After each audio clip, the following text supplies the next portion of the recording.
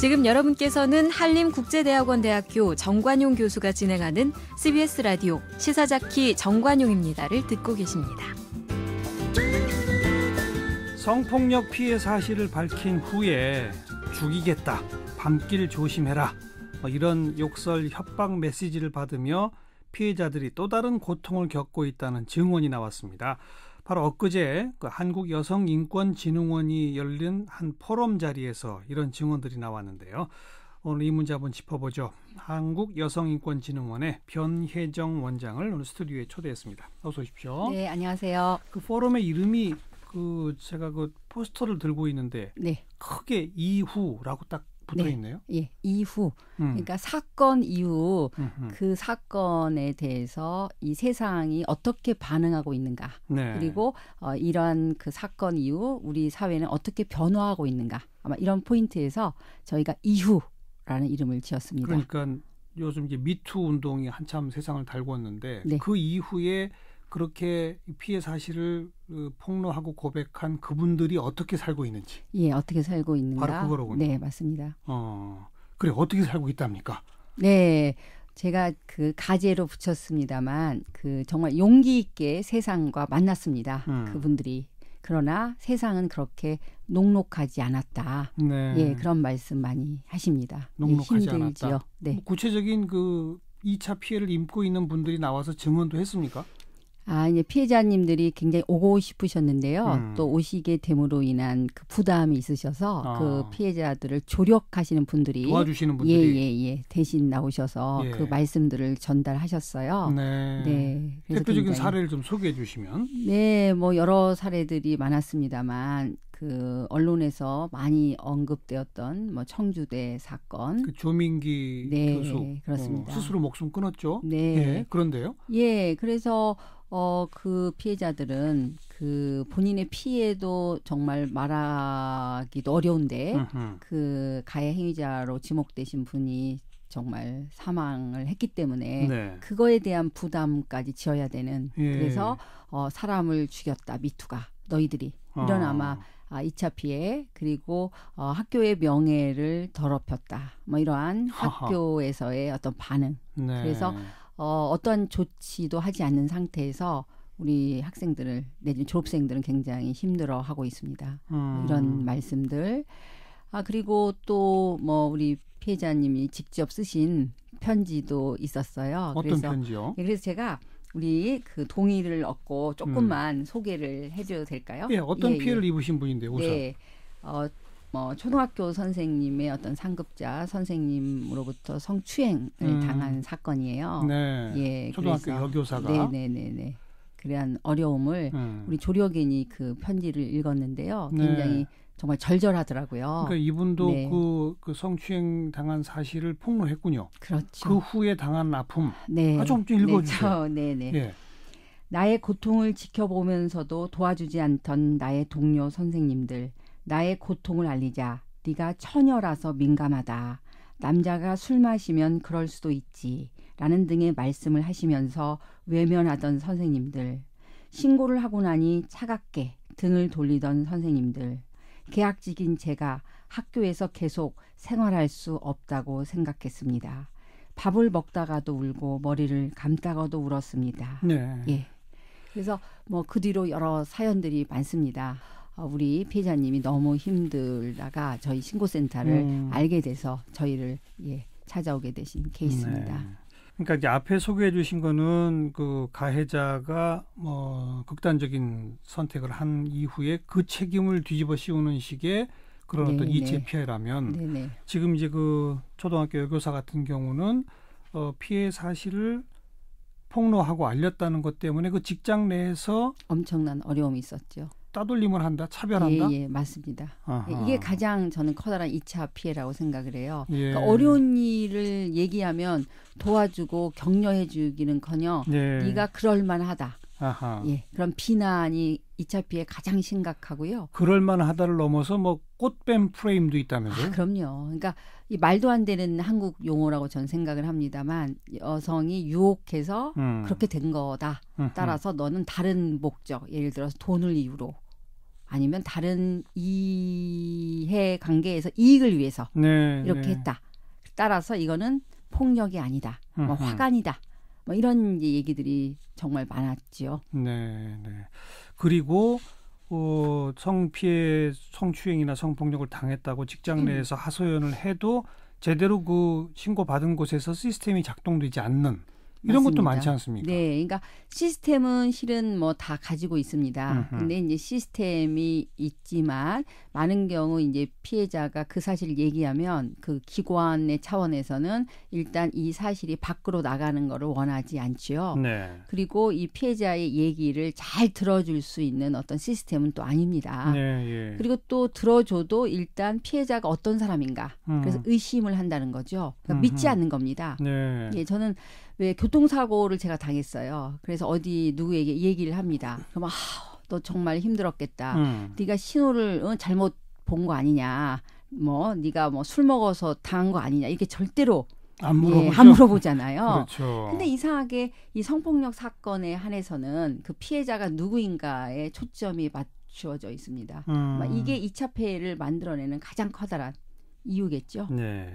그리고 경찰이나 이런 데 가서 조사 수사를 받는 과정에서도 또 문제가 많아진다면서요. 맞습니다. 이거는 이제 수사 과정에서 이 피해자를 여전히 믿지 않는 거죠. 네. 그래서 이 피해자의 말을 있는 그대로 믿기보다는 왜 이렇게 갑자기 이런 피해를 입었다고 얘기하는 걸까? 그래서 무슨 목적이 있는 거 아닐까? 네, 그래서 그 목적을 뭐 아무래도 의심하죠. 물론 이제 저희가 무죄 추정의 원칙에 의해서 물론 피해자의 말이 100% 항상 뭐 진실이다 이건 아니지만 예. 피해자가 어디 됐든 본인의 상황에 대해서 어려움을 토로하고 신고를 할 때는 네. 뭐 경찰이든 조력자는 그 피해자의 입장에서 이야기를 잘 들어야 함에도 일단 믿지 않는다. 예, 이게 가장 커다란 수사 과정에서의 2차 피해죠. 아까 그 교통사고랑 딱 비유해 주시니까 머릿속에 쏙 들어오네요. 네, 맞아요. 그 한국여성인권진흥원에서도 그 직장 내 성희롱 성폭력 특별 신고센터를 출범해서 벌써 2달여 지금 신고를 받고 있지 않습니까? 네, 3월 8일 날 개소해서요. 네, 6월 15일이면 100일이 됩니다. 지금 그 신고가 많이 들어왔나요? 1000건 이상 뭐 전화 접수는 뭐 했습니다만 예. 일단 신고라고 하는 형식을 빌어서 내가 내 사건을 이제 공식화 시키겠다. 예. 이렇게 이제 신고한 이제 사건은 5월 29일 날짜로 705건이라는 것은 어떻게 보면 많은 겁니다. 네, 예, 네. 짧은 기간에 네. 신고를 했다는 거죠. 그렇죠. 그리고 공식화한다는 거잖아요. 예. 예. 그리고 아직도 고민하고 있는 예. 이런 사례까지 포함하면 더 많을 거로 저희는 대표적인 생각합니다. 유형이 어떤 겁니까? 저희가 이제 시기별로 그러니까 피해가 언제 일어났는가를 봤더니 5년 이제 이하 사건이 이제 퍼센트로는 그래도 가장 많고요. 예. 하지만 그 5년 초과 오래된 사건 그래서 뭐 1977년 사건 아이고. 뭐 이런 사건도 있어요. 그러니까 저희 신고센터에 그 믿고 활용하시는 분들은 일단 오래된 사건부터 최근 사건까지 예. 다양한 분들이 계십니다. 그리고 대체로 아무튼 직장 내니까 직위를 이용해서 성희롱, 성추행, 성폭력 이런 식으로. 네. 그래서 그렇게 공식화된 신고를 받으면 어떻게 뭐 사법기관, 경찰이나 이런 쪽으로 이첩을 하십니까? 어떻게 하십니까? 저희 이제 여성가족부 산하 인권진흥원의 그 신고센터는요. 네. 조사 기능이 없어요. 그러니까요. 그래서 조사를 하지는 않지만 피해자 입장에서 피해자의 말씀을 충분히 듣고 그 저희가 이첩한 사건, 예를 들어서 여성가족부가 그 기관과 상급 기관의 그 사건을 알립니다. 네. 그러니까 전달하는 거죠. 예. 그래서 상급 기관이나 그 당사자가 속한 그 기관이 이 문제를 잘 해결할 수 있도록 저희가 컨설팅을 하고 있습니다. 아하. 네, 그래서 그 피해를 당했다고 신고한 분이 재직하고 있는 기관 이거나 가해자가 속한 그 기관, 기관이거나 그리고 네네. 그것의 상급 기관 네, 맞습니다. 에다가 통보를 해서 공식 통보해서 네. 그 직장 내에서 제대로 해결해라. 네. 컨설팅하고. 네. 그리고 피해자가 가장 많이 원하는 것은 가해자 처벌입니다만 또 동시에 조직 문화 개선을 많이 말씀하세요. 당연하죠. 예, 그래서 조직 문화를 어떻게 개선해야 될지. 예. 그래서 뭐 전수조사를 권고한다거나 아니면 피해자의 그 다른 유사 사례가 있는지를 뭐 알아본다던가 이런 방식으로 피해자의 그 요구를 그 지금의 법 체계에 대해서 네. 충분히 정말 아주 적극적으로 해석을 해서요. 예. 컨설팅을 하고 있고요.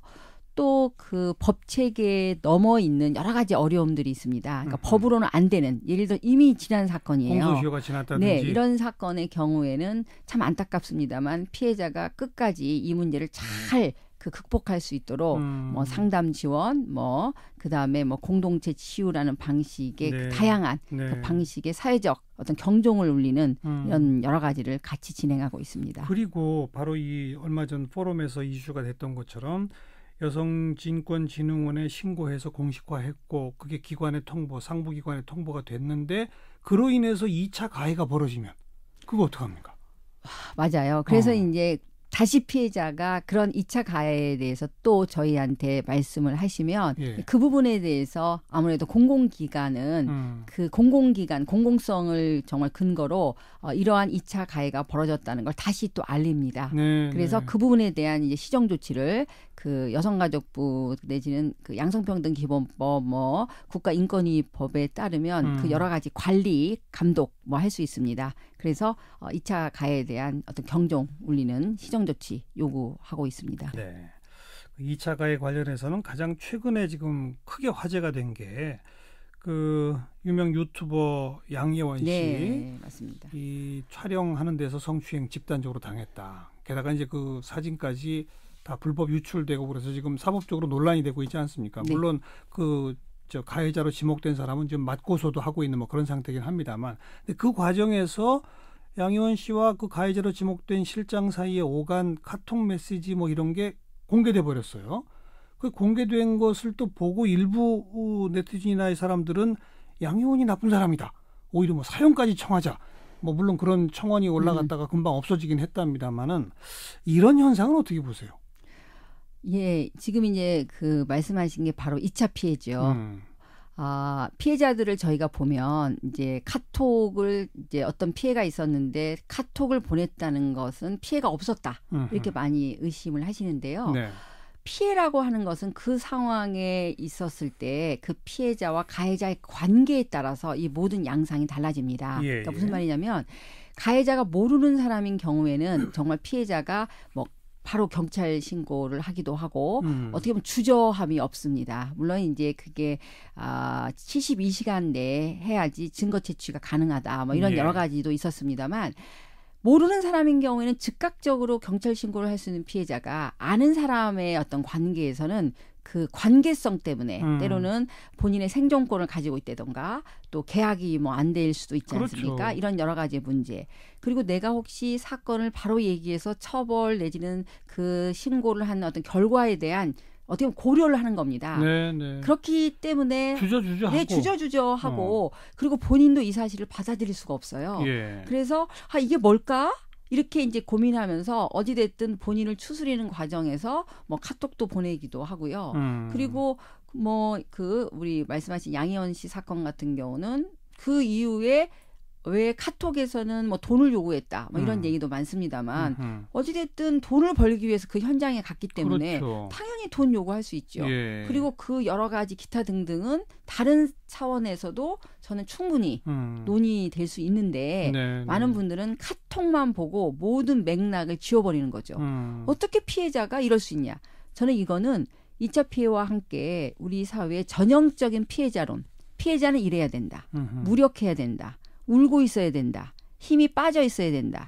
자살해야 된다. 뭐 이러한 어떤 극단적인 생각에서 네. 피해자의 전형성을 강조한 어떤 결과라고 생각을 합니다. 이와 같은 그 2차 가해 뭐에 대해서 차제 뭐 양희원 특별법 같은 것도 만들자 이런 얘기 나오잖아요. 네네. 그건 어떻게 생각하세요? 뭐 글쎄요, 우리 양희원 씨가 그거를 또 어떻게 본인의 이름을 따서 하는 거에 대해서 어떻게 생각하실지는 모르겠습니다만, 아이고, 뭐 저도 그냥 무심코 그랬는데 네네네. 본인이 또 싫어하실 수도 있겠네요. 네네네, 예. 뭐 그렇습니다만 저는 분명히 이제 이러한 부분에 있어서의 가장 큰 문제는 요새 디지털 성범죄도 굉장히 심각합니다. 그럼요. 몰카, 네, 뭐 불법 촬영물 뭐 문제. 예. 그래서 저희가 그거에 그 유포하는 분, 그다음에 그걸 만드시는 분, 그리고 소비하는 분, 뭐 이렇게 다양하게 얘기를 하고 있거든요. 그래서 아까 말씀하신 어떤 특별법 차원에서 이 사실에 대해서 정말 성추행을 했다. 이것뿐만이 아니라 그런 여러 가지를 3년 뒤에 유포했다. 네. 그리고 그거를 서로 간에 즐겼다. 예. 저는 이 모든 게 범죄라고 생각을 하기 때문에요. 예. 어떤 법이 강력한 그 무엇이 있어야 한다는 건 아마 대부분 국민들이 동의하실 거라고 생각을 합니다. 네. 그나마 우리 사회가 한 10년, 20년 사이에 성폭력, 성추행, 성희롱 뭐 등등에 대한 처벌이나 이런 법과 제도들은 좀 많이 갖춰가고 있는데 2차 가해라고 할 만한 것을 콕 집어서 이 엄벌에 처하는 말이죠. 네. 이런 건 지금 아직 좀 미비한 거죠. 네, 미비한데요. 최근에 경찰청 발표를 보니까 이런 스마트 앱을 통해서 2차 수사 과정 내 2차 가해를 신고하는 앱을 네. 만든다고 하시더라고요. 수사 과정에서의 네, 수사 과정에서의 2차 피해에 대해서 신고해라. 뭐 이런 방식으로 뭔가가 한국이 달라지고 있는 건 전 사실이라고 생각을 하고요. 또 뭐 2차 가해를 어디까지 2차 가해일 거냐. 그래서 온라인상의 2차 가해, 주변 뭐 사람들의 2차 가해, 수사 과정상의 뭐 소송 과정에 굉장히 다양하게 지금 다양하죠. 펼쳐져 있어요. 그래서 그런 부분에 대해서 조금 더 섬세하게 그 2차 가해를 좀 정의를 하고 그거에 대해서 어떤 식으로 제재하고 어떤 경각심을 만들까. 이런 부분들이 앞으로 대국민 어떤 메시지를 통해서 저희가 합의 내지는 토의해야 될 과제라고 생각을 하고 있어요. 거기까지 그 2차 가해에 대한 완벽한 대처까지가 되어야 그렇죠. 밑으로 세상 많이 바뀌었네? 아니 나중에 보니 2차 피해가 여전하네? 네. 이건 아무것도 안 바뀐 거죠. 근데 저는 거기에 대해서 조금 이견이 있는데요. 물론 이제 법 체계의 어떤 변화까지 저희가 생각하면 아까 말씀하신 그 완벽한 그 법 체계 제도를 갖춰야 되는데 일단 저는 미투의 신고하지는 목소리, 여성들의 피해자들의 목소리 미투는요. 그러한 신고 체계를 통해서 어쩌면 우리 한국 사회가 변화할 수 있는 계기로서의 큰 의미가 있었다. 그 자체로도 큰 변화를. 그 자체. 그다음에 우리 여성들이 본인의 피해를 말함으로 인한 어떤 치유의 효과. 어떻게 보면 이제까지 숨겨왔던 사실을 정말 말했다. 그래서 저는 폭로라기보다는 발화. 정말 스스로 발견해서 말했다라고 하는 어떠한 치유의 효과도 있고요. 또 여성들이 이렇게 함으로 인한 이제 인파워링, 정말 힘이 만들어지는 거죠. 그리고 옆에 있는 여성들과 연대할 수 있는 어떤 공조 힘. 여성들 스스로의 역량 강화. 그렇죠. 저는 이런 것들도 충분히 알겠습니다. 미투의 효과라고 생각을 합니다. 더 나아가서 이제 2차 피해도 없도록 하자. 네, 맞습니다. 오늘 여기까지 수고하셨어요. 네, 감사합니다. 한국여성인권진흥원의 변혜정 원장이었습니다.